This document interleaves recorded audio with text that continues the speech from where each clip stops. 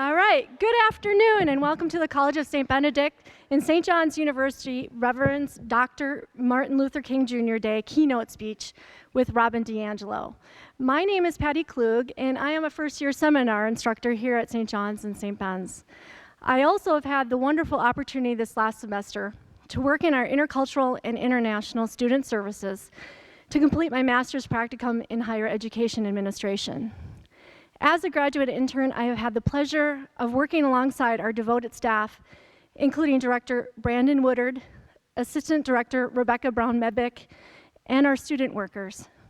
Part of my work has been helping plan this MLK Week, and I am thrilled to be able to introduce our keynote speaker, Robin DiAngelo, today. Before I do so, I would like to thank, on behalf of Intercultural and International Student Services, our supporters, including both President Hinton and President Hemaseth in their offices, our Vice Presidents of Student Development, Mary Geller and Father Doug Mullen, the Academic Affairs Office, the Mellon Grant faculty, the Cultural Affairs Board, Black Student Association, and the Institute of Women's Leadership. Today we kick off our themed MLK Week, Making Connections, Doing the Work, honoring Martin Luther King Jr., the man, his work, and the civil rights movement of which he was a part. Our hope is that you will take advantage of this week's events to learn more and become inspired to join us in working towards a more inclusive community here at CSB SJU. This week's events include, tonight, after her keynote speech, Robin DiAngelo will be leading a discussion on the topic of her speech, White Fragility, in Gretzky 204 A and B at 6:30 p.m. Tomorrow, Tuesday, in Gretzky 120, we will be showing the movie Selma about MLK's work and a pivotal day in the civil rights movement. The movie will be showing from 8 a.m. to 3 p.m. continuously in a loop. Also, Tuesday night at St. John's in Quad 264, we'll be having a discussion with some CSB SJU students about the civil rights issues of our day. Wednesday, we have some of our faculty and staff allies identified by our CSB SJU students speaking in Gretzky 204 A and B at 4:30 p.m. on the topic of seeing race. Thursday, we have our community anti-racist education or CARE training at St. John's in Quad 170 with our pre-registered student, faculty, staff, and monastic participants. And finally, on Friday, our Academic Affairs sponsored Teach-In Day takes place on both of our campuses from 8:20 a.m. to 1:55 p.m. in Gretzky 204 at St. Ben's, and from 8 a.m. to 2:45 p.m. in Quad 264 at St. John's, with a closing plenary session at 3:30 p.m. in Quad 264 with Peggy Roski and Dr. Ken Jones entitled, A Proposition Concerning Survival, Black Students Occupy the SJU President's Office. Then that evening, the Cultural Affairs Board hosts at 5 p.m. their Food for the Soul dinner at St. Ben's in Gretzky 204. And following at 6:30 p.m., their showcase at Gretzky Family Theater. Also, please check out the Gretzky Wall featuring the Martyrs of the Civil Rights Movement and the many events campus ministry has planned for the Week of Prayer for the Christian Unity. Before we get started, I would like you to please, if you haven't, silence your phones. It gives me great pleasure to introduce our speaker, Robin DiAngelo. Dr. DiAngelo, a former associate professor of multicultural education, has been twice honored with the Student's Choice Award for Educator of the Year at the University of Washington. Her scholarship and research in whiteness studies has been concerned with the challenges of an increasingly white teaching force and increasingly diverse student population. In addition to her academic work, DiAngelo has been a workplace diversity and racial justice consultant and trainer for over 20 years. DiAngelo has numerous publications and recently released her second book, What Does It Mean to Be White? Developing White Racial Literacy. Her previous book, Is Everyone Equal? An Introduction to Key Concepts in Social Justice Education, received the Critics' Choice Award by the American Educational Studies Association. Her work on white fragility has appeared in Alternet, Salon.com, NPR, Color Lines, Huffington Post, and the Good Men Project. Robin DiAngelo is a dynamic and provocative speaker addressing the highly charged topic of what it means to be white in a society that proclaims race meaningless. Please help me welcoming Dr. Robin DiAngelo, our MLK Day keynote speaker, to the stage.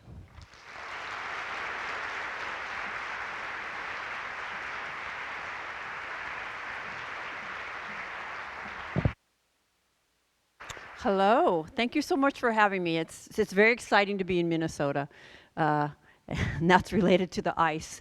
And it's very different here for me. I'm from Seattle, and I want to start by drawing your attention to my race. I'm white. Check me out.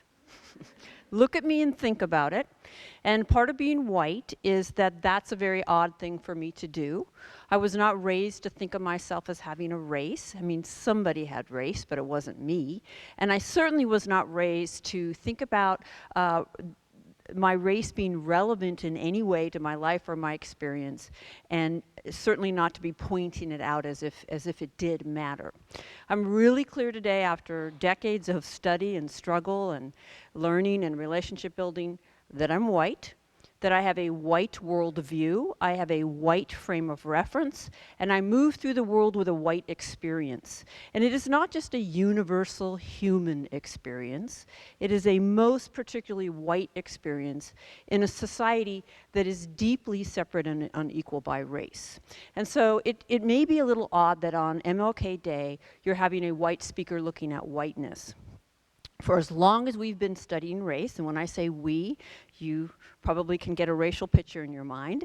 As long as we've been studying race, we've been studying them, people of color, right? You know, what are they all about? Why do they have the problems that they have? And for as long as we've been doing that, they've been looking at us and saying, why don't you look at yourselves, right? Maybe you're our problem. But certainly there's a relationship between us. And we are a piece of this equation. We often think about history, and certainly Black history, which we're celebrating this month, as separate, as their history. And I want to work to pull us into it and to look at, again, the relationship between us. So the first thing I do want to do before I proceed is to acknowledge that this talk today occurs on the ancestral territories of Indigenous peoples. Does anybody know whose ancestral territories these are? I'm a guest here, so I don't know. Okay, and if you don't know, I think that's worth noticing. The ability to trace the past into the present is critical to understanding where we are in the given moment. And if we can't trace our past into the present, if we see it as distant and separate, we tend to rely on really problematic explanations for the kind of inequity that we continually reproduce. Okay? As an example of the past into the present, where I'm from, Seattle, that is on the ancestral territories of the Duwamish. And the Duwamish are still fighting for federal recognition. They have yet to be recognized by the US government. And of course, federal recognition would grant them treaty access and rights. So these struggles continue on and are very, very important to understanding race relations. So what I'm doing right now in my opening is I'm positioning myself. Right? And I want to be really clear that I'm speaking from the white perspective to primarily other white people. Much of what I say today has been said before for a very, very, very long time by people of color. But one of the ways that race works is that whether you're conscious of it or not, the way you hear me today is going to be shaped by my race and also by yours. Right? And generally, white people are more receptive to hearing about race and racism from other white people, which of course invokes a dilemma. Audre Lorde talked about the master's tools, right? In order to kind of challenge whiteness, you have to center whiteness, but then you're centering whiteness. So that's the more complex stuff that we could get into if I had more time with you. But I want to ask you to think about your own position as you listen today. Right? And positionality is the concept that our perceptions are shaped by our positions in society. what we can see, but also what we can't see. And so to always be thinking, from what position am I responding? What might be shut out to me by virtue of that? And I like this image of a horse because the horse can see. The horse can navigate its day and its environment, but it is wearing blinders. So whole aspects of the environment are necessarily shut out to the horse. And as a great example, I spent a lot of time looking at ads and trying to find ads that I think really concisely capture what can be somewhat abstract or theoretical concepts. So here's my ad to capture the concept of positioning.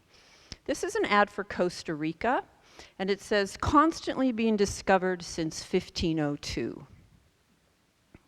I'm waiting to hear the chuckle, but I'm not hearing it. So hopefully you get why I think that's a good example of positionality. From whose perspective was Costa Rica discovered in 1502? Very clearly from the perspective of the colonizers. But there's a lot going on in this ad besides the text. Notice that you have this wide open, completely empty space, uninhabited. So this is reinforcing the idea that it's been discovered. And then you have this white heteronormative nuclear family observing this empty space, but also they're observing it from pavement looking over a fence. So always the message of relationship, of hierarchy, of development versus less, or civilized versus uncivilized. And you don't have to spend any time at all looking at this ad for it to be impacting you. Advertising is a multi-billion-dollar industry because it works.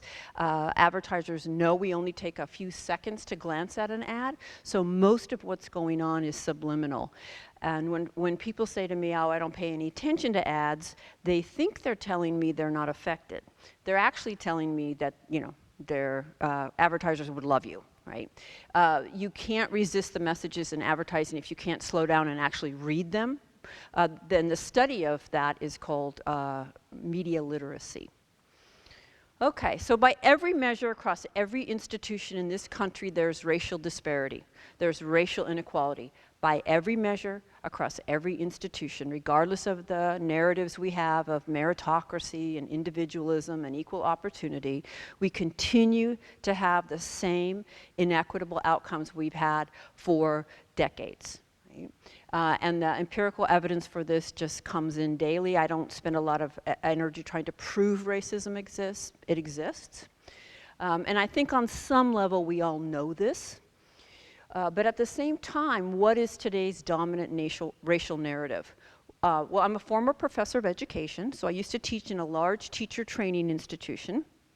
We put out hundreds of future teachers every year, and the program was 98% white. It was rare for me to ever have a student of color in any class, and we were 10 miles from a city that was 57% Black and Latino. And on the first day of class, I'd ask my students, take out a piece of paper and write me an anonymous reflection on a couple key questions. How racially diverse were your schools and neighborhoods growing up? What are some of the messages you received about race across your life? And what are some of the ways in which your race has shaped your life? And what I'm going to show you is representative of the hundreds of these anonymous reflections I've collected from our future teachers in their junior and senior year of university, and soon to be certified as highly educated and set forth to teach in those schools 10 miles away. My neighborhood growing up was not racially diverse at all. Every family in my neighborhood was also Caucasian. Throughout my time in school, I've continually been taught that skin does not matter. Is this familiar to you? This is today's dominant white racial narrative. Right? It is a post-civil rights narrative for sure. It is not a pre-civil rights narrative. But this is the ubiquitous narrative of today's youth. And by the way, this is the young generation that when my generation dies off, there'll be no more racism, right? Because it's all the old folks. I'm going to make a case that this is just as effective for upholding racial inequity as the narrative my father may have said. And I also notice a really big contradiction here. Anybody else notice a contradiction? If race doesn't matter, why so separate? And why so separate? And from that comes a question for me. How do we actually teach that race doesn't matter in segregation? I'm going to argue that that's not what we teach at all. That's what we say. It's what we tell. It's not what we actually teach through the practice of our lives, right? So hold this in your mind if it's your narrative. I happen to have been an A student, so I would have written 3 pages. I think it's worth noting that this is as much as this future teacher could be bothered to write. I would have written 3 pages, but the fundamental message would have been the same. So try to think, okay, where do I recognize that within myself, right? Because we want to look at how this is actually functioning. So just really quickly, we need to be on the same page around our definitions, and this is the first challenge of trying to talk about race and trying to address race in this country, is we use these terms interchangeably, and they have different meaning for us. So I think about it as there's the dominant or mainstream use of these terms, and then there's the social scientific use of these terms. So the dominant mainstream, well, actually, this is aligned also with social scientific. Prejudice is prejudgment, right? Bias, both implicit and explicit, stereotypes, kind of the stuff in your head that you absorb across your lifespan about other groups of people that you don't belong to, right? And the messages come in through everything, right? And they don't end at any point in our lives. I say that because a lot of people say, oh, my parents taught me, as if our parents are the sole influence on us, and as if it ends when we leave home, right? So we're absorbing these messages across our life, and when we act on them, we're now discriminating. So internal and external. All human beings have prejudice. It is actually not humanly possible not to. It's not humanly possible to be objective. There is actually no human objectivity. I love saying that on a college campus. You can only make sense of the world through the cultural lens you've been socialized to interpret your perceptions and your experiences through. So everybody has prejudice, and everybody acts on it, right? And so we can remove the word reverse from this discussion. It's kind of nonsensical to say one is reverse and one is whatever, I suppose, correct, the correct direction. But when we move into oppression, we're at a different level. Now you have one group's collective prejudice backed by legal authority and institutional control. And that transforms it. It's no longer dependent on any individual. Nobody has to do anything. Nobody has to be for or against. The society itself will be set up in a way that reproduces the advantage for the group in the position to set up the society and disadvantage for groups that are not. Right. So it gets embedded in all the institutions and also in cultural definitions of what's normal, whose experience is real, whose experience is attested to, whose stories are told and by whom, who's beautiful, who's valuable, who behaves correctly, right? And who gets to set these norms. So I want to give you an example to illustrate this. This is a really critical point. Women got the right to vote in this country in 1920, and there was only one possible way for us to get it, which is for men to give it to us. There was no other way we would get the right to vote because we were not seated at the seats of institutional power. We couldn't give it to ourselves. Women individually could be prejudiced against men, could discriminate against men. Women as a group could not deny men their civil rights. Men as a group could deny women their civil rights. That's a very significant difference, and we have got to acknowledge it in our language. And so when we use words to describe oppression, we're including the recognition that that act or dynamic is backed by the weight of history, legal authority, and institutional control. Okay? And notice that all institutions work together to make it take decades of struggle for women to get the right to vote. The dominant group never just says, oh, you asked nicely, you can have it. It's decades of struggle because it wasn't just up to the Congress. The clergy, the male clergy, preached from the pulpit. It is God's will that women not vote. Now try coming up against God's will and the men who speak for him. Okay? Then the psychiatrists wrote studies that said women are irrational, they can't vote. And medical doctors published studies, and on, and ultimately were women to riot in the streets, the police, and the military. Right? So it's deeply embedded across every institution and also planted in the consciousness of men and women. From the time you're born, you're taught that this is really the correct order of things. That's why it takes so long to change. I want you to think for a minute to yourself, today, if men as a group wanted to take away our right to vote, could they? I want you to hold whatever thought you had. If you had no thought at all, I want you to notice that. Doesn't that seem like a question you should have some energy about? If you said no, notice that, okay? My point is that that's often a hard question for us to answer because the oppression is so normalized and so taken for granted that we just don't see it anymore, okay? So I'm going to show you now some statistics from 2017. And I want you to think about that question again. Right? Today, the Fortune 500 CEOs are 98% male. I believe that economic power is the force behind all other forms. The Congress is 81% male. The Republican end of the Congress is 90% male. The presidency is 100% male. The vice presidency is 100% male.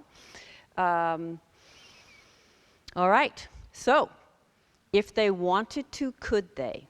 Yes, because my point is that I want to illustrate how embedded inequality is, how embedded oppression is. These systems are not fluid. They don't change overnight. By definition, they are a one-way system of unequal power. And patriarchy did not end in 1920. And I'm pretty confident that if Hillary Clinton had become president, patriarchy wasn't going to end on that day, any more than racism ended during Obama's presidency. And now I want to ask you to think about which women got the right to vote in 1920. Because this is another way that oppression works, is that the dominant group's experience stands in as representing everybody's experience. So while we were oppressed as women, we were privileged as white. And the understanding of that our identities and our positions intersect in complex ways is called intersectionality. All right. So racism is a form of oppression. It is a system. It is deeply embedded. It's not dependent on your definition, on your intentions. It is the water we're swimming in. It's embedded in the fabric of our society and all its institutions.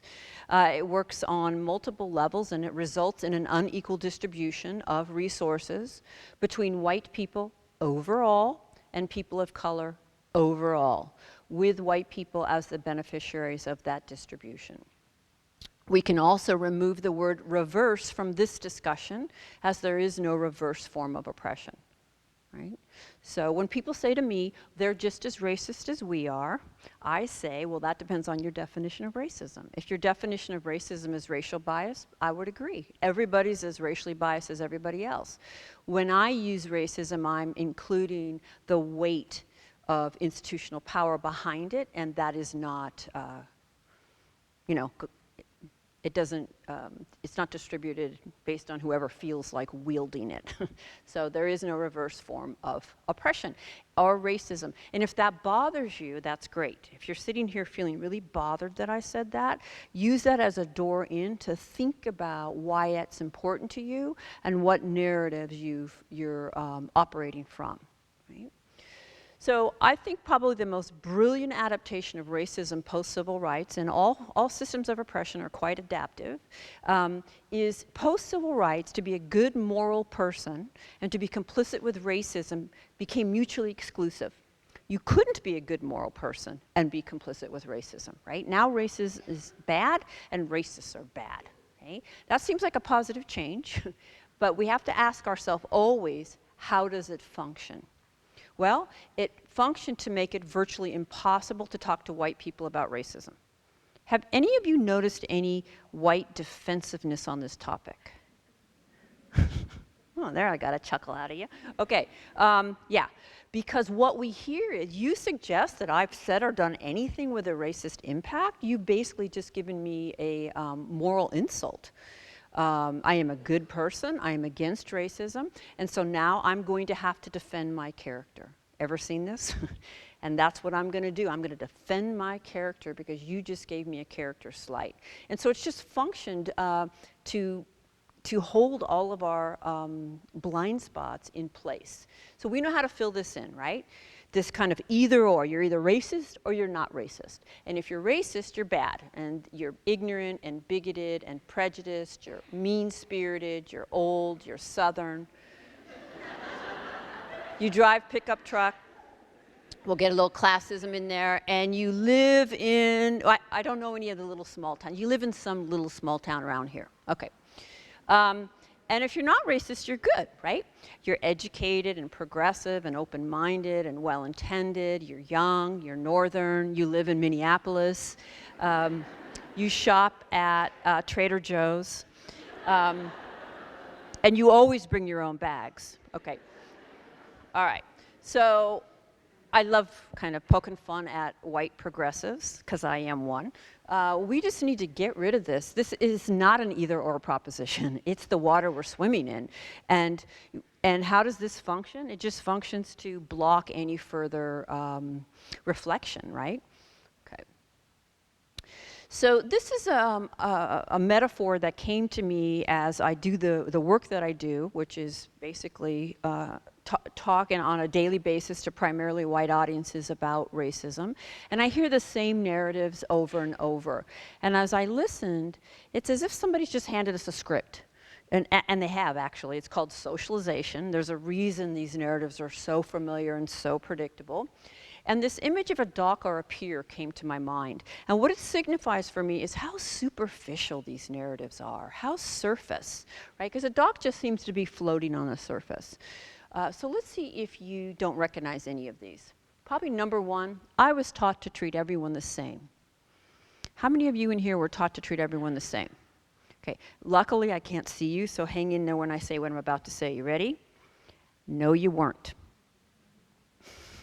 Okay, you cannot be taught to treat everyone the same.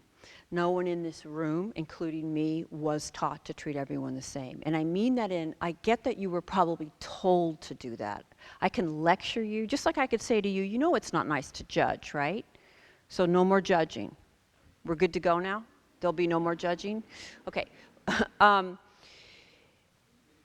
Again, you can be told, but we can't actually teach people to do that. And in fact, you don't want to do that because people have different needs. And it's okay to recognize that. So when I hear this, the bubble over my head is, ooh, doesn't understand basic socialization, doesn't understand culture, and is not particularly self-aware. And it's just not convincing. I just need to tell you that. I see people as individuals. I don't care if you're pink, purple, polka dotted. I hope you never say that. If you do say that, please don't say it again. People don't come in polka dots and purples, and it's very demeaning and trivializing. Racism in the past, it doesn't have any meaning to me. Everyone struggles. My parents weren't racist. That's why I'm not racist. My parents were racist. That's why I'm not racist. It doesn't matter what comes first. We all know what the right answer is. I'm not racist. And so just happened to be black, but it has nothing to do with why everyone in the dorm doesn't like her.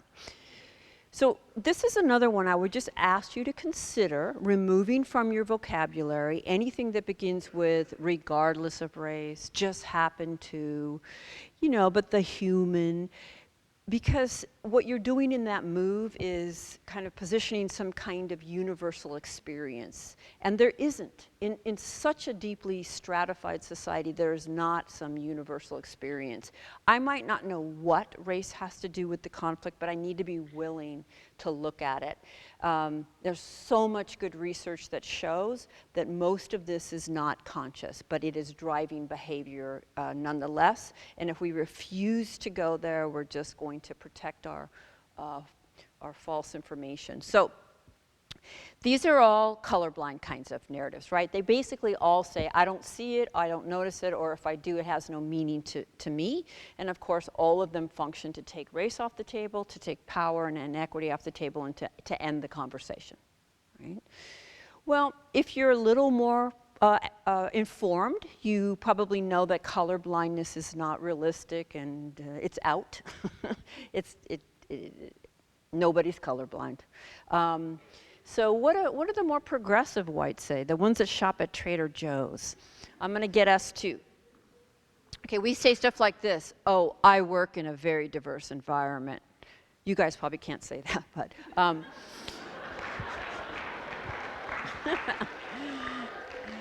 But, you know, when I'm in other places. Oh, I have people of color in my family. Yeah. Oh, me? I'm not racist. I used to live in New York. Okay. Also, I used to live in New York, used interchangeably with, I used to live in Hawaii, because there's no racism in Hawaii.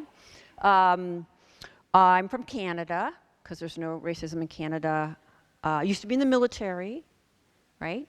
What some people call the inoculation. I'm inoculated against racism because I've been near people of color. Okay, so how many of you in a conversation with a white person on racism have heard some version of these?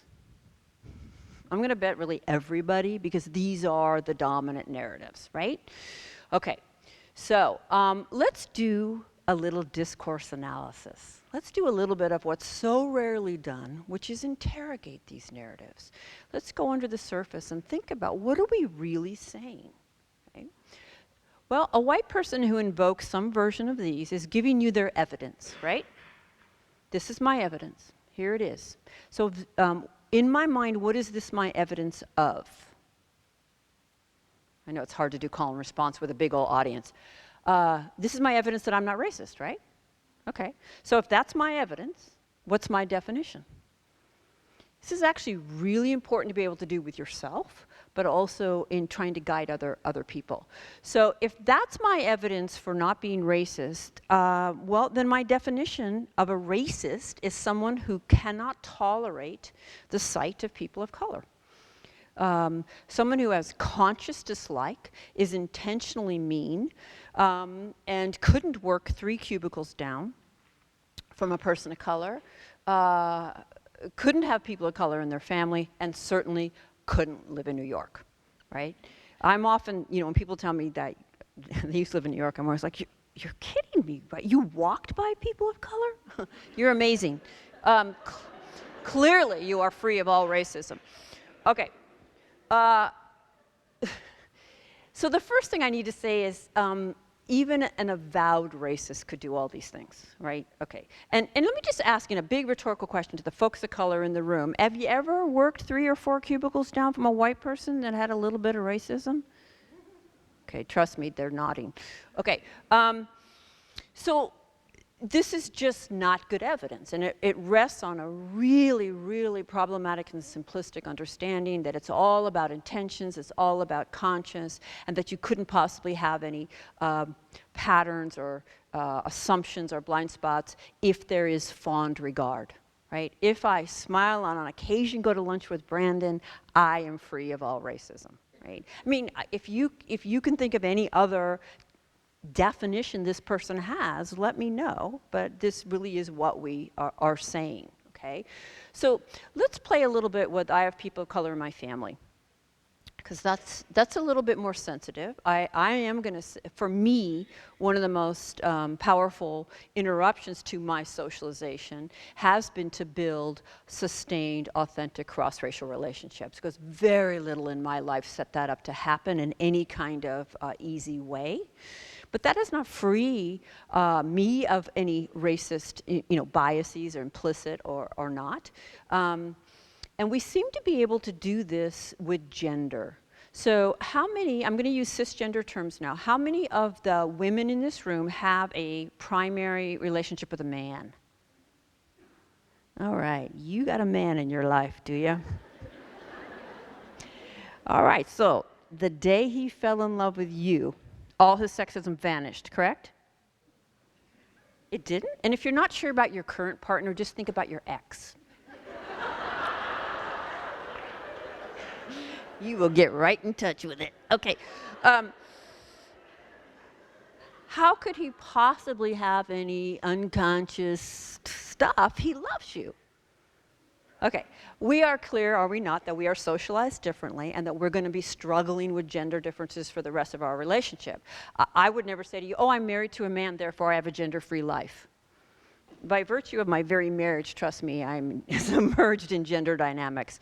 And yet we do this with race. We really want that off the table, that it just disappears, okay? And I'll give a little shout out to the men. I mean, if you have a woman in your life, are there any patterns she has that are frustrating? Yes, I'm gonna think so, and you'll struggle with them.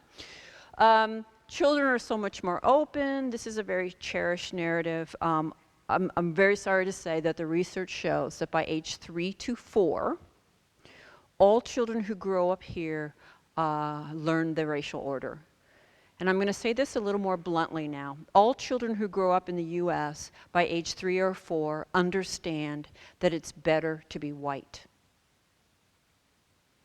That's not easy for me to say. I'm not saying that it truly is in any kind of true way, but they understand the message because it's relentless. And no one misses it. Not anyone in this room missed the message that it's better to be white. And it's not an isolated message, it's coming at us 24/7. In the next part of my presentation, I'll show you some examples of that message. And this projection of racial innocence on children leaves them unattended to it. We're leaving them without any ability to resist that message. And of course, has a very different impact depending on whether you are or are not white. Right? I marched in the 60s. It's a really popular one. Here's what I'll say about that. For all the white folks who marched in the 60s, thank you. That had to happen. It was a key piece. Thank you for getting involved. And you are not certified as racist-free for 60 years. There's been incredible evolution in our understanding of racism in that amount of time. I'm quite sure there was lots of patronizing and white savior dynamics and all kinds of things going on. So that's really not a good case either. What else do we have? Oh, I already know all this. I mean, I spent a week in Costa Rica. We don't like how white our neighborhood is, but we had to move here for the schools. Okay, these are not the colorblind. These are the celebrate diversity narratives, but I want you to notice how all of them rest on a really, really limited, problematic understanding of what racism is. And all of them function to basically end the conversation. Nothing more to see here, right?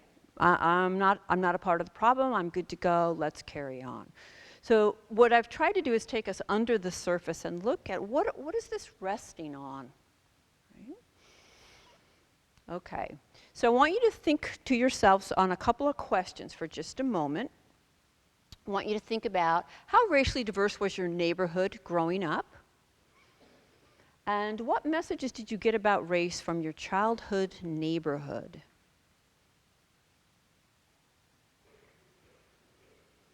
If you're like most white people in the US, your answer was probably, I grew up in a primarily white neighborhood.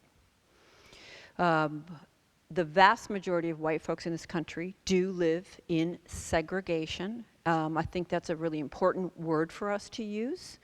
We tend to talk about segregation as this tragedy imposed on blacks in the Jim Crow South. Whites live the most segregated life, and we choose it. And what do we call segregated neighborhoods? Good, right? Powerful messages. So we're getting a message that it's normal. It's normal to be separate. It's maybe even natural to be separate, and it's right on some level, on a deeper level, almost that it's righteous that we should be separate and that we should have what we have, right? And then think about how we describe space that we associate with black and brown people. Ask yourself, was I encouraged to know and explore those spaces? Or was I warned in many, many ways not to do that it would be dangerous, that it would be unsafe? We are absorbing deep messages, even as our role models say, everybody's equal, right? But we don't live our lives that way. And now I want you to think about your teachers. When's the first time you had a teacher of the same race as you, or races if you're multiracial? How often did that happen? And when's the first time you had a teacher of a different race than you? How often did that happen? And why might that be worthy of reflection?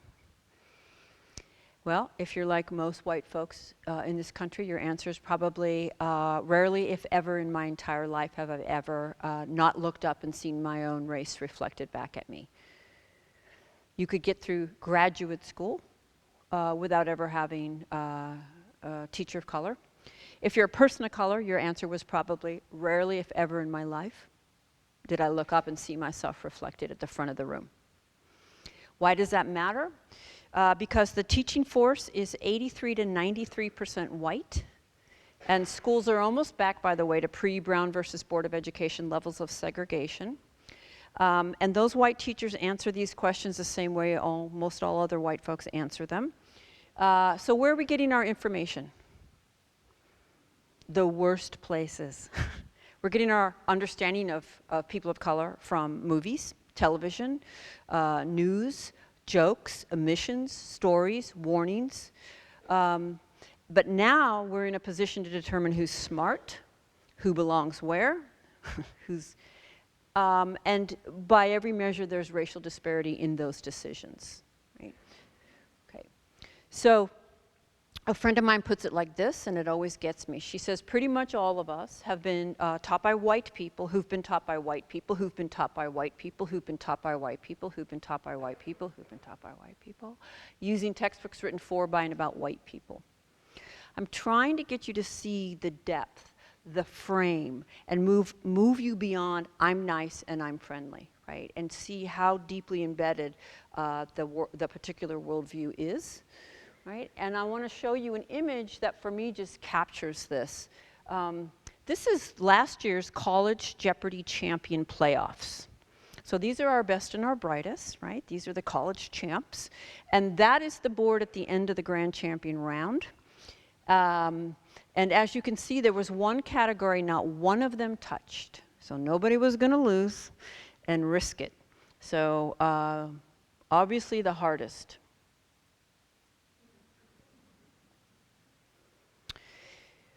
I don't feel like I can do justice to what this means in terms of our inability to understand who we are and how we're in the moment that we're in. This incredible disconnect. Also, I'm pretty sure what would have been under that category? It would have been Civil War and civil rights. Always, always, always. Because that's their history. Guess it happened in a vacuum. No, that's the deep, deep history of this country, but also my history entwined, right? But this idea that it's separate from us. So Joe Fagan is a sociologist who has the concept of a white racial frame, and it's kind of the theoretical articulation of those pillars that are propping up the dock. So just think about that structure of meaning under the surface that I'm trying to help you see, because like a fish in water, when you're in the water, you don't even know. So the deeply internalized framework through which whites make racial meaning, and includes images, interpretations, etc., that position whites as superior and that are reinforced and passed down throughout society and across time. I'm going to start showing you some images that I think just nicely capture white racial frame. Here's a Vogue magazine cover. The world's next top models, icons of ideal beauty for the world. I was on a Delta flight last year, and in the in-flight magazine, I saw this ad. And the first thing I thought was, oh my goodness, look at the racial hierarchy in this ad. You have your white women in the front with red hair and wearing green. You have your Asian women in the middle, literally wearing yellow, and black women in the back wearing brown. So that's the first thing that I noticed. But then I looked more closely. This is an ad for a purse. can you see that the black women's hands are empty? They don't even have the purse. So again, just really quick, really subtle, always about hierarchy and relationship. This adds a little older, but woo, it's for Intel. Multiply computing performance and maximize the power of your employees. There are 6 shirtless brown men kneeling at this man's feet. So look at the body language. And I was looking at CNN, and they had this little sidebar story, most beautiful women from around the world. And representing South Africa, which is a country of 92% black. And there was also not a single Asian woman in this spread. Asian women are the majority of all women on this planet. I haven't used this term yet, but I'm going to use it now, so breathe. White supremacy. When I use that term, I'm not talking about the KKK or Aryan Brotherhood. I'm talking about a society in which white is positioned always as ideal, as central, and as the norm for humanity. It's a very descriptive term. And using her to represent South Africa for me is a very cogent example of it. So what does it mean to be white? I'm going to lay out some meanings, and every other white person in this room pretty much is going to be able to identify with what I say, and no person of color in this room can also identify with what I say. So I was born into a society in which I belong. In virtually any situation deemed normal, neutral, or valuable, I belong. And I move through the world with just a very deeply internalized sense of belonging. It's a non-issue. I belong in that administration meeting, at that church service, at that block party, dealing with my daughter's teachers, her camp counselors. I belong at that wedding. How many of you have been to a wedding? If it wasn't all white, it was pretty close. Okay, just that psychic burden that I don't carry, right? I've represented in the halls of power. I want you to keep in mind, we looked at gender. Gender and race connect pretty deeply when it comes to the halls of power, but racially I'm represented. We know what the presidency looks like and the vice presidency. The House of Representatives is 78% white. The US Senate is 90% white. You're going to see a series of photos now where you see a yellow border around the picture. Those are the people of color in this group. These are the US senators. These are the leaders of the largest US companies. This is the US Supreme Court. These are the US governors. These are the US top military advisors. These are the people who decide which TV shows we see. These are the people who choose which movies get made. These are the people with the most influence over which books we read. These are the people who decide which music gets produced. And if you were getting a sense of the teaching force, just keep amplifying that. These are the people who decide what news is covered. These are the owners of men's pro basketball teams, because we also live in patriarchy.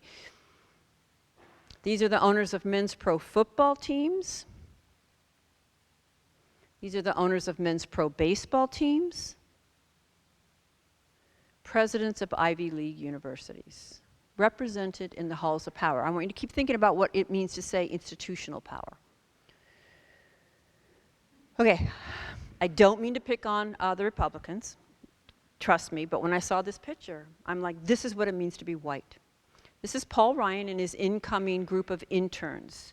To be white is to belong, to be included, to have opportunity, to have networking, to see no sense of loss in that separation or segregation, right? Can you imagine what's open to these young people interning with Paul Ryan? And I want to say again, this is my life too, in a different kind of way. I was raised Catholic, and I don't know that there's a more powerful image than God. And this is what I saw when I looked up. There's God creating man. You know, and as a child, I didn't go, God is white, but I never had to. Here's Jesus and Mary. And I hope you all know the historical Jesus and Mary were not white. Okay. Anybody in a state of panic right now? I hope not. Okay. Um, Whites are the norm for humanity, and I was thinking, how should I represent that? Because all of this is really showing it. And then I came across those, and I know you've all seen those in your science classes, right? Okay, and I'm thinking, okay, cool. They don't even have their skin on. Here's a close-up. Even with their skin off, they're white.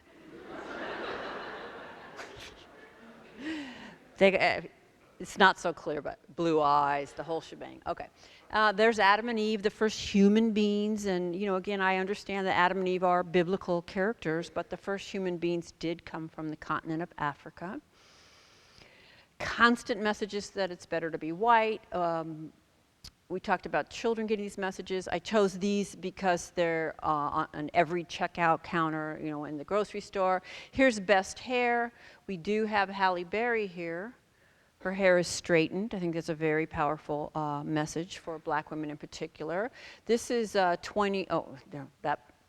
is actually on a math book that was in the supply closet at the college that I was at.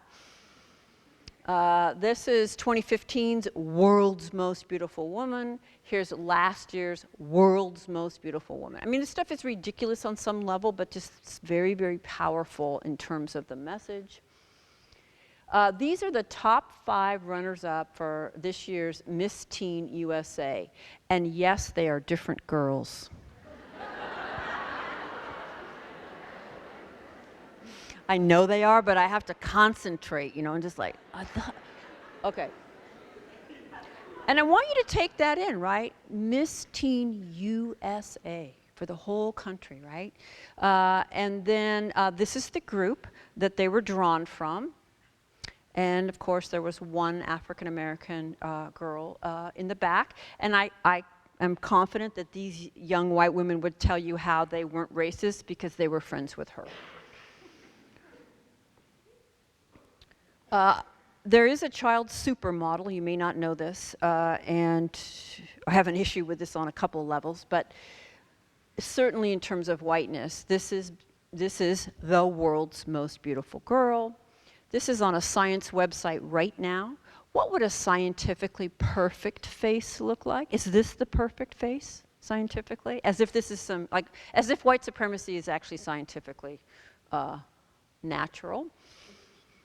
I was racially affirmed throughout my childhood. I thought I think this image pretty much captures it from today.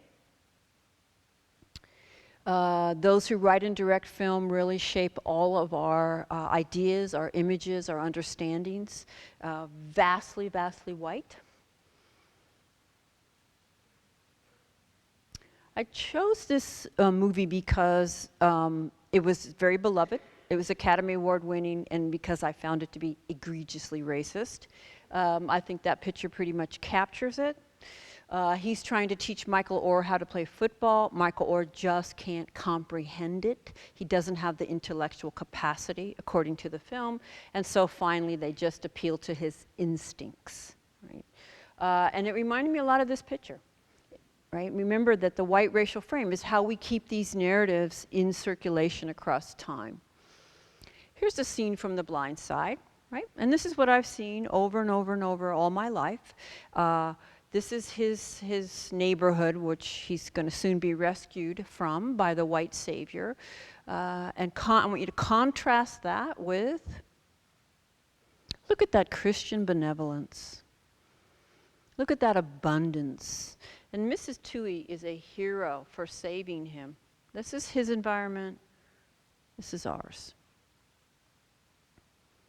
I put this in here because it came out last year, and I could say, okay, good news. There's some girls of color in this film.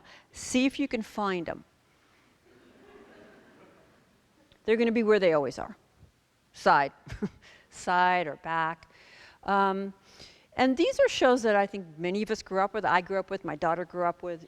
They're shows that are all about ideal friendship, and they take place across the decades. So we have Seinfeld in the 80s, Sex and the City was 90s, Friends was the 2000s, that's Gossip Girl, and then the current show is Girls. So all of these shows, again, are about ideal friendship, and every one of these shows, hugely popular, exported worldwide, Every one of them takes place in New York City, arguably the most racially diverse city in the US. So again and again and again, the message is, even amongst diversity, there's no actual value in an integrated life, that the ideal life and the ideal world is white. These two people are very proud of themselves because they came up with an app called Sketch Factor. So when you go to a new city, you just use the app and it'll tell you where the sketchy neighborhoods are. So you can avoid those. And finally, I think the most profound way that my life has been shaped by my race is that I could be born into, I could learn, I could play, I could worship, I could study, I could love, I could work, and I could die in racial segregation. And not one single person in my life who's ever loved me or mentored me or taught me has ever conveyed to me that I've lost anything. I'm going to say this a couple times in a couple ways because I think it is the most powerful message of new racism. I could go to my grave. That could be my funeral. My wedding looked a lot like that. That could be my funeral. Could go to my grave with really few, if any, authentic, sustained cross-racial relationships, and no one has suggested any loss to my life. In fact, white people measure the value of our spaces by the absence of people of color. We know what a good school is. We know why it's good. We know what a good neighborhood is.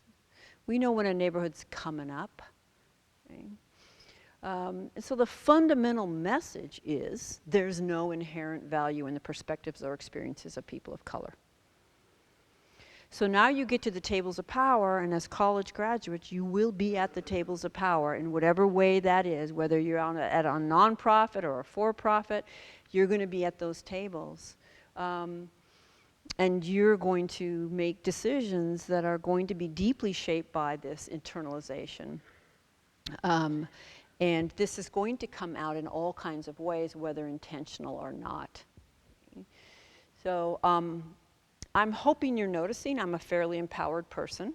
Right? This isn't about guilt. I'm also clear as a bell that I've been thoroughly socialized into this society, that I've internalized these messages, and that complacency is not enough. That I have to be attentive, and I will spend the rest of my life trying to challenge these messages, and they'll be coming right back at me 24/7. There is no end to it. So when people say, I already know all this, I'm like, wow, that's really problematic. The default of our society is the reproduction of racial inequality. That's the default. That's what it does. It does it fantastically. It's been doing it for a very, very long time. And it depends on nothing more than white people just being really nice and carrying on. Just be really nice. Smile every now and then when you pass, folks. And don't do anything else. And I'm not saying don't be nice. I'm saying niceness is not courageous. And you need courage to challenge this. Niceness will not get racism on the table, and it won't keep it on the table when everyone wants it off the table. In fact, bringing up racism and how it's at play is often perceived as not nice. And so we're going to have to push against that, and we're going to have to find that courage, or be honest that we are choosing to collude, because there is no neutral position in this society. To do nothing is to support it. So if we look at these pillars, the props of new racism, kind of that question, how do we pull this off? How do we pull off these claims in such a separate and unequal society? Well, I think the good-bad binary is key, right? This idea that if I'm a good person, I couldn't possibly be a part of this. Deep implicit bias, which we can't help but avoid. Notice I didn't show you any negative pictures of people of color, not really, and I could have. But the normalcy and centrality of whiteness as the ideal, right? So yes, we have deeply internalized superiority. There's no way I don't have internalized superiority, and I'll spend my life challenging it, but unchecked, it's going to come out. On some level, I have an investment in this. How would I not be invested in this? But that's not acceptable to me, so again, it has to be intentional and conscious. Individualism, right? This is another key prop to new racism, why we keep getting the same outcomes even though our narratives have changed. Individualism is this idea that we're all unique and different and special, and if you just knew all this about me, you'd know why I was less racist than this person. Universalism is kind of the opposite. We can represent everybody, right? We're good people here, we'll cover it.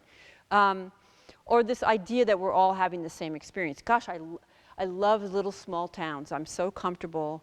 That's not a universal feeling, okay? And then the power of segregation. You don't know people's lives or their experiences. And if you have the opportunity, a lot of this socialization sets up patterns that make it difficult for people of color to tell us about their experience because we want to argue or minimize or debate or insist why that couldn't have been racism, etc. And so we block out that information.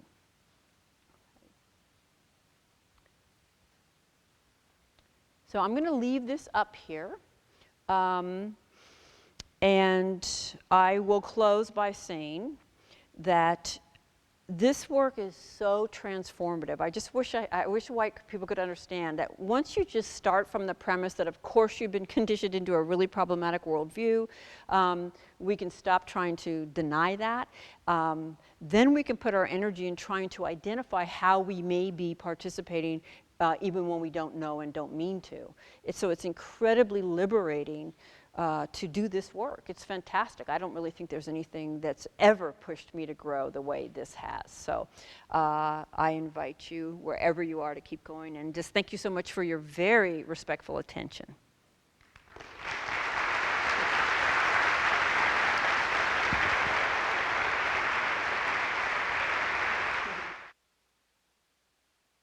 I think we can do Q&A now. Got any, there's a couple people that will run mics, or you can come up to this mic if you have a question. Okay, you ready? It's so white of you not to have any questions. I'll use whatever works.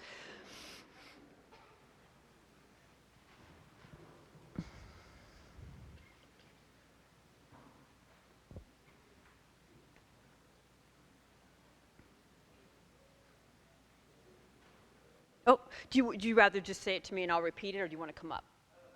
Okay.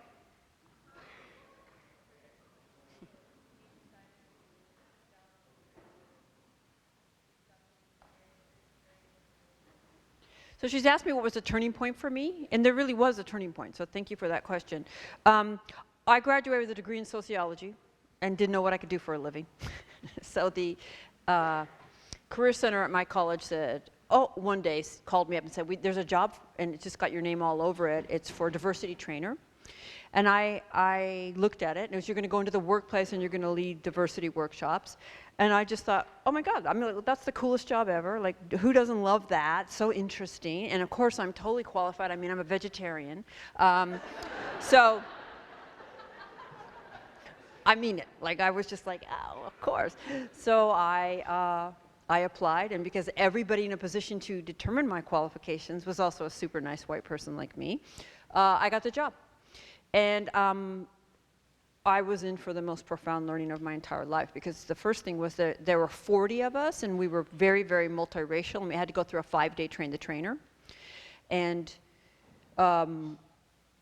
starting day one, from the moment we began, the people of color just were challenging the white folks and our worldviews. And part of being white is that I could be a full adult, I was a parent, and I had a college degree, and never in my life had my racial worldview ever been challenged, and certainly not in any sustained way and by a significant number of people of color. And so I just started. That was the first thing. And I'll never forget the first day. It was this afternoon of the first day. It was really tense in there. I think some of the people of color were a little irritated with all these clueless white people who were seen as qualified. And this white woman calls out into the room, "All the white racists, raise your hand." And almost every white hand went up. Actually, every white hand did go up except mine.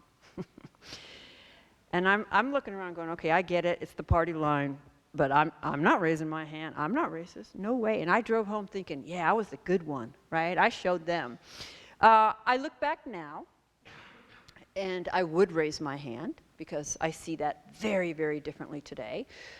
But the point I want to make here is I was the least qualified to determine whether or not I got it or not, right? So the very thing that I thought showed them that I understood it helped them identify, okay, that one over there with her hand down, she doesn't understand what racism is.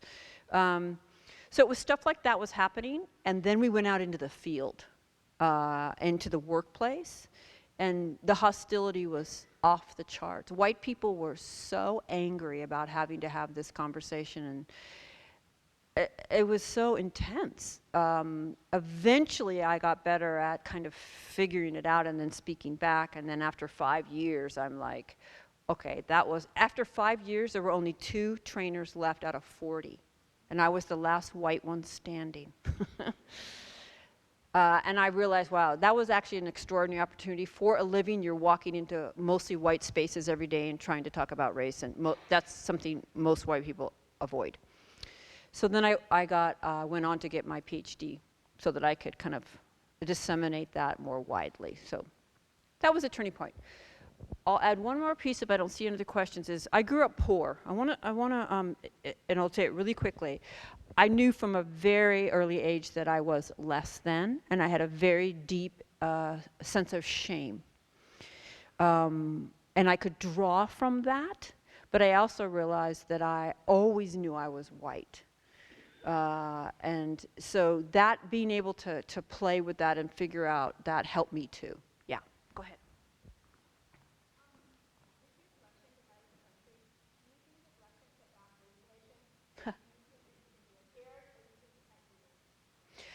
So she asked me about the election results. Do I think it set the country back? Do I think it could be repaired or it might be worse? I think a space was made for white people to be honest about how they really feel. I think some very bruised sense of entitlement to say and do everything we want was stepped on, right? In other words, this sense of kind of outrage that we can't just express our racism without, having, I'm almost nervous to answer this question because it's so loaded, but basically I think having a black man in charge was too much for us. That uppityness was just not going to be tolerated, and it erupted. I don't think it created it. I think permission was given to express it. And used to be what they call dog whistle, where you kind of subtly speak to white racial resentment, but don't come out. This was not subtle. And everyone who voted for Trump had to know that the KKK, the Aryan Brotherhood, openly and enthusiastically supported him.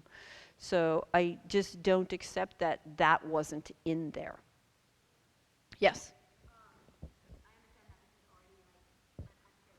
Oh.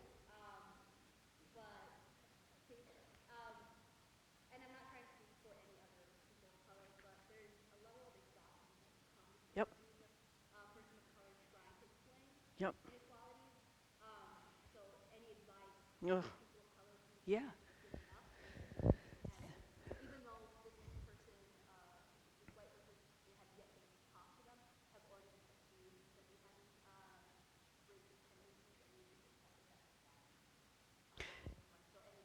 Yeah, and so I want to make sure I got your question. So she's saying, she's a person of color, and she's saying, do I have any advice for other people of color about how exhausting it is to try to deal with us and talk to white people? And I want all the white folks to hear it. I mean, do you hear that? And And so a couple of things. One is, and this feels awkward because I'm white telling you, but I do know my people. And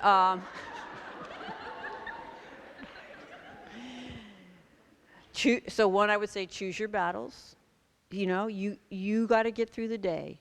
You got to do your homework. You got to take care of your family, right? So choose your battles and don't beat yourself up like I sold out because I was silent, right? There's a price you pay, I'm sorry to say, because we don't knock off our nonsense, right? We make it really miserable for people of color to talk to us about racism and about their experience. And so they stop doing it, and that does not mean everything's fine. That means the relationship is probably not as close as we think it is, okay? So choose your battles is one. Another one is enlist an ally. Find another white person and say, go talk to them. That's your job. They'll hear it better from you. Go do it. There's also this really great website called White Nonsense Roundup.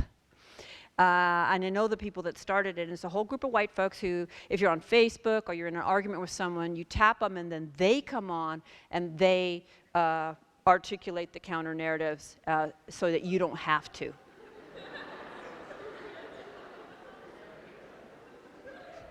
I have a question. What do you think about all this? There's so much more interest now in sending off your DNA to find out like what you really are, but all of the ads are specifically seem to be targeted towards people not of color. Yeah. You actually, before you go away, it's not something I've thought deeply about, and I suspect that you have some thinking about it. So I do welcome you if you had some thoughts about what you see as problematic.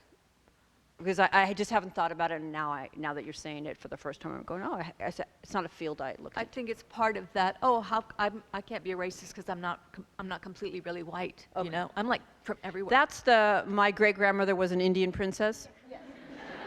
Okay. Again, whatever gets us out from under it. Or I was, you know, all.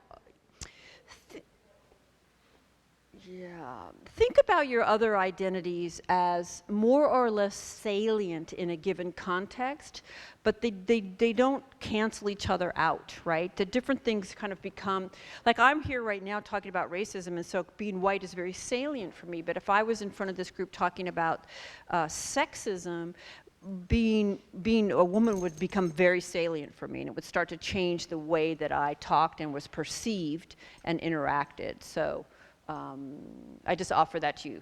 Yeah, I see a couple of people. I'm going to go over here so I can hear.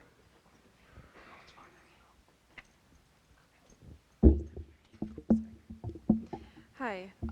So at the beginning of your talk, you had mentioned there was a native tribe in your state that was still fighting for recognition. How long have they been doing that? That's not my question. Yeah, how long have the Duwamish been fighting for recognition? Yeah. I would imagine for a couple centuries. Okay. No, sorry, I was just. It's okay. So actually, my boyfriend is Northern Cheyenne, Native American, and he had told me that at some point at the beginning of our relationship, that he always wanted to be white, and like where he is from in Montana, they still have like no Indian allowed signs in like restaurants and stores and stuff. Wow. Yeah. So I was just wondering, like, what if you know about like what actions have been taken specifically like during the civil rights era to also include the Native American people. Yeah, we have a couple thoughts. I mean, one is what you're talking about, because she was saying that her current boyfriend, Yep. yeah, is Native American, and has always wanted to be white. Yeah. Well, just because of the way that he was, like, Yeah. they were treated even in like the restaurants in his hometown, and Yes. And there is a term for that. That's called internalized oppression, right? I mean, I've been focusing on what we would call internalized superiority, right? The message that I've received relentlessly, but people of color, of course, are also getting a relentless message. And we do internalize those and we do act on them. So there are groups that are there to work on that, and often they do it separate from white people because it's such a sensitive situation.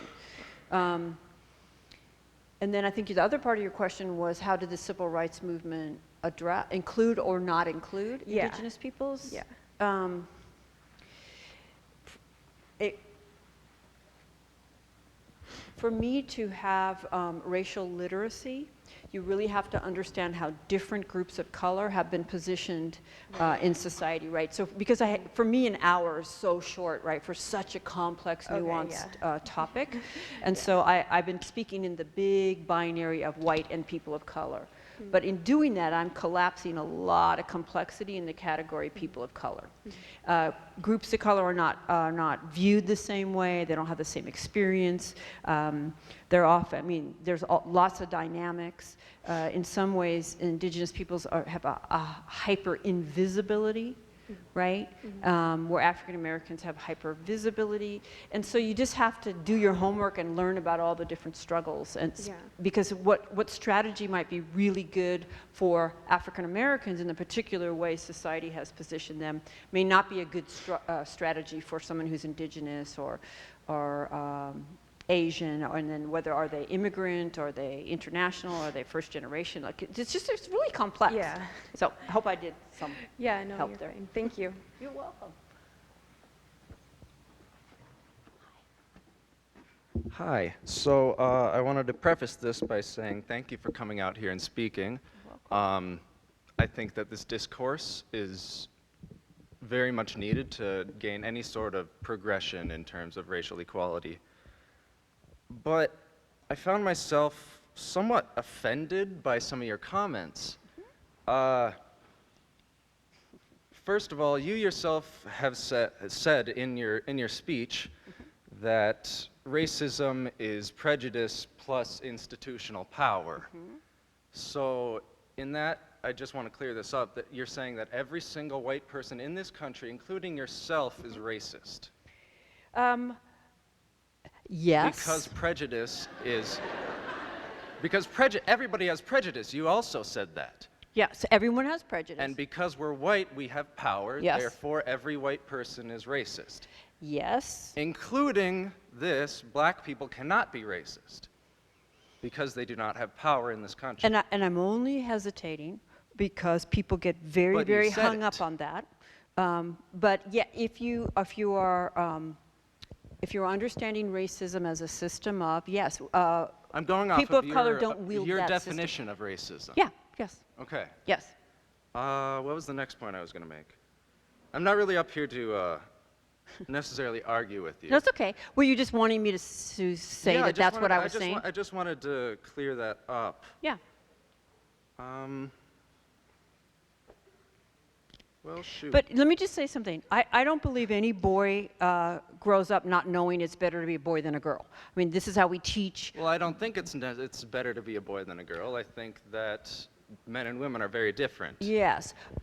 I would say you probably don't consciously think that, but the message is, right, that the way we teach boys to be boys, kind of the way we condition them into their gender roles, Yes. is not to be feminine or like a girl, right? So you kind of know that that's the better position. So I would say the same thing. You can't miss that message. How it lands on you, how you resist it, but it is ubiquitous. Okay.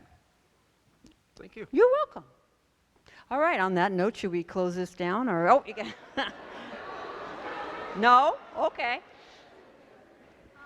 My question is more so about like how do we convert, like have a conversation about race with populations going to higher education is a place where you want to have a conversation, but I think there's lots of speaking about 1,000 people and all people aren't filled up.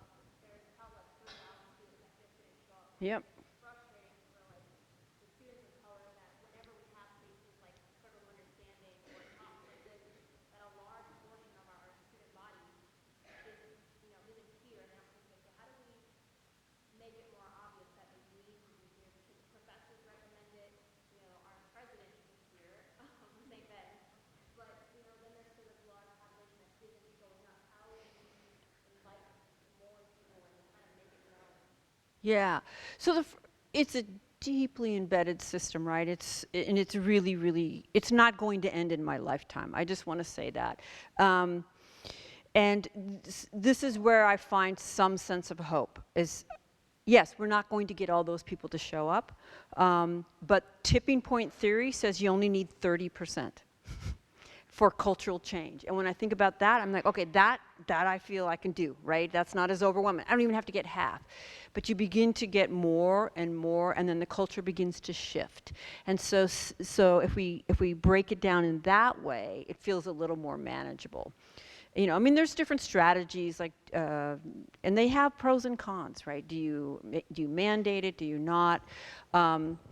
I think that in hiring, when you hire faculty, they need to be able to hold this conversation. And just being open-minded does not mean they can hold this conversation.